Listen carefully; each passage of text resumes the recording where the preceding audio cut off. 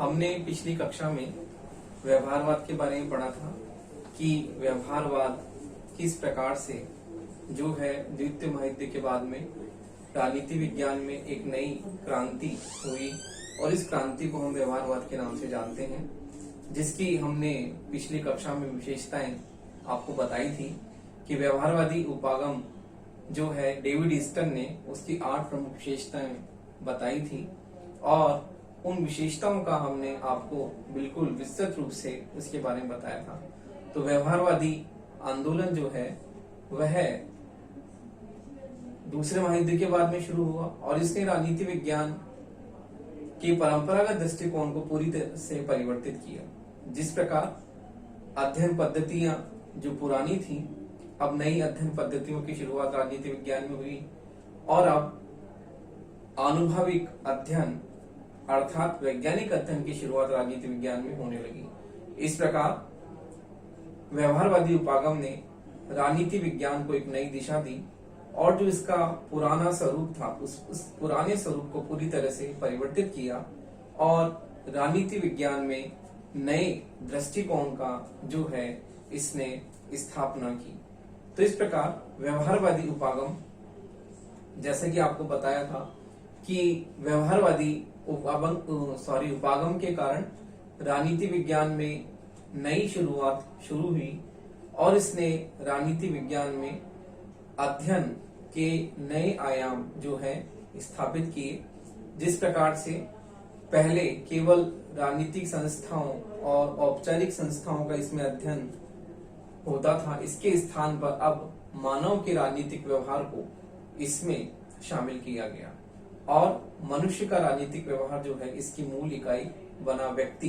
जैसा कि मैंने आपको बताया था, किर्कपैट्रिक की हमने आपको विशेषताएं बताई थी कि किस प्रकार से व्यवहारवाद की उसने प्रकृति बताई है। तो उसमें बताया था कि व्यक्ति जो है इसका मूल इकाई है, इसके अध्ययन की मूल इकाई क्या है? व्यक्ति। और व्यक्ति के इर्द गिर्द ही ये पूरा जो है व्यवहारवादी उपागम घूमता है और मुख्य इकाई अध्ययन की क्या है? व्यक्ति है। तो इस प्रकार से मानव के राजनीतिक व्यवहार को और नई अध्ययन पद्धति को इसमें शामिल किया गया। इस प्रकार से एक नए युग की शुरुआत जो है वह राजनीति विज्ञान में हुई, जिसे हम व्यवहारवादी उपागम के नाम से जानते हैं। तो हमने पिछली कक्षा में आपको डेविड ईस्टन की 8 विशेषताएं बताई थी।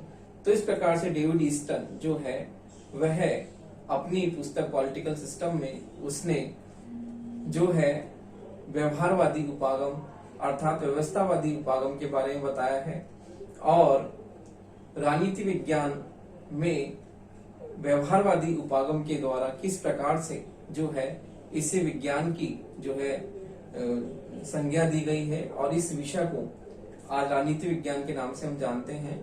तो महत्वपूर्ण योगदान जो है वह डेविड ईस्टन का इसमें रहा। जो 8 प्रमुख विशेषताएं डेविड ईस्टन ने बताई थी, अब इस उपागम में कुछ कमियां रह गई हैं। उस कमियों के बारे में हम देखते हैं कि व्यवहारवादी उपागम की कमियां या आलोचना किस प्रकार से, इसे इसकी सीमाएं भी कहते हैं कि व्यवहारवादी उपागम की जो कमियां जो आलोचनाएं हैं वह किस प्रकार से हैं। तो देखिए, व्यवहारवादी उपागम की हम आलोचना देखते हैं। व्यवहारवाद की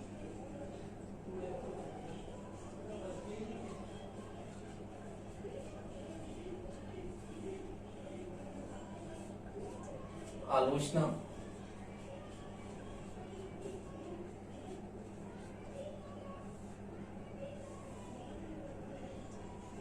कमियां या सीमाएं।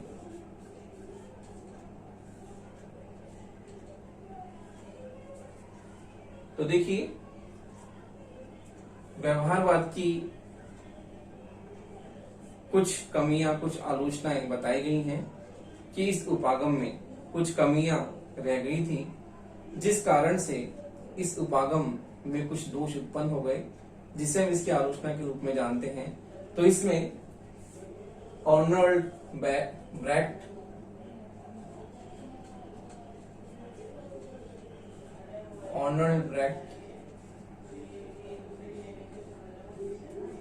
लियो स्ट्रॉस,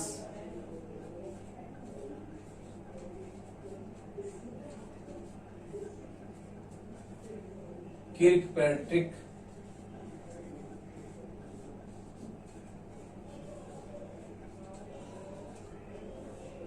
ये प्रमुख विचारक हैं जिन्होंने व्यवहारवादी उपागम की कमियां या आलोचनाएं बताई हैं।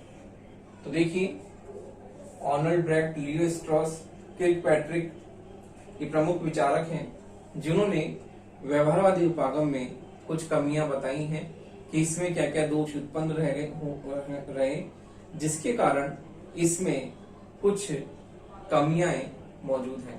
तो देखिए, पहली जो इसकी कमी है वो ये है कि पहले इसकी आलोचना का बिंदु है कि शब्दाडंबर का दोष। व्यवहारवादी उपागम की पहली आलोचना है कि इसमें शब्दाडंबर का दोष है, अर्थात इसमें बहुत ही ऐसे कठिन शब्दों का प्रयोग किया गया है, कठिन शब्दावली का प्रयोग किया गया है जिसे समझना बहुत ही मुश्किल है और जिसे आसानी से नहीं समझा जा सकता, जैसे कि आनुभविक अध्ययन पद्धतियां, पर्यवेक्षणात्मक और इस तरह की वैज्ञानिक जो शब्दावली है उस वैज्ञानिक शब्दावली का इसमें प्रयोग किया गया है।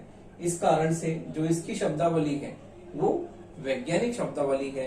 इस कारण से इसमें हमें शब्दाडंबर का दोष दिखाई देता है कि इस उपागम में हमें जो कठिन शब्दावली है उसका उल्लेख किया गया है।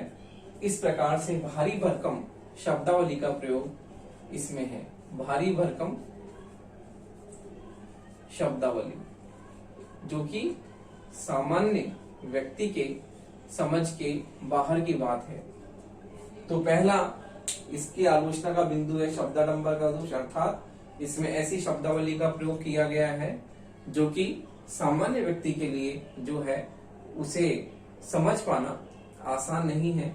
इसलिए इसकी शब्दावली बहुत ही भारी भरकम है जो सामान्य व्यक्ति के लिए सुलभ नहीं है और ऐसा प्रतीत होता है कि इसमें केवल शब्दों का ही आडंबर है, इसके अलावा इस उपागम में और कुछ भी नहीं है।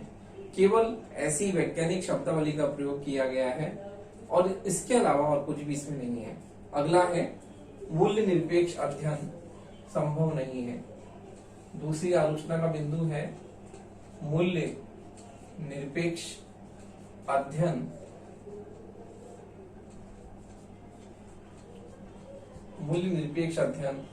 संभव नहीं है। तो देखिए,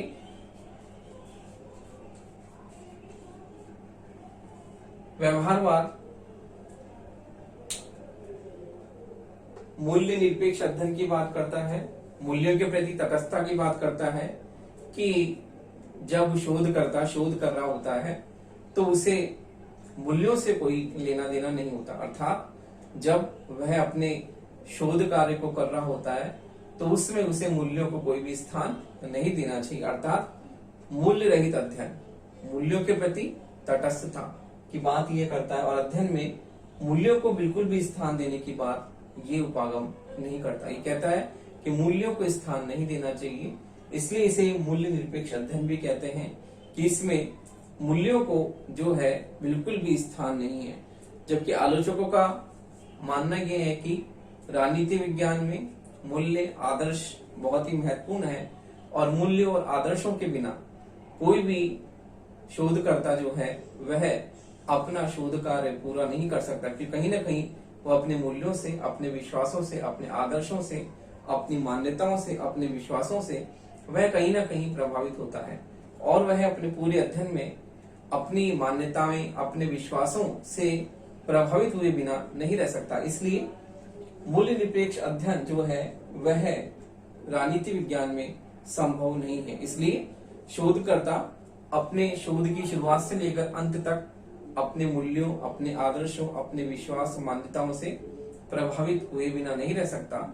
इसलिए जो ये मूल्य निरपेक्ष अध्ययन की बात करता है वो क्या है, बिल्कुल गलत है, क्योंकि मूल्य निरपेक्ष अध्ययन राजनीति विज्ञान में संभव नहीं हो सकता। इसलिए व्यवहारवाद की सबसे बड़ी कमी है कि यह मूल्य निरपेक्षता की बात करता है, मूल्य के प्रति तटस्थता की बात करता है, जो कि संभव नहीं है। अगला पॉइंट है अंतर विरोध का दोष।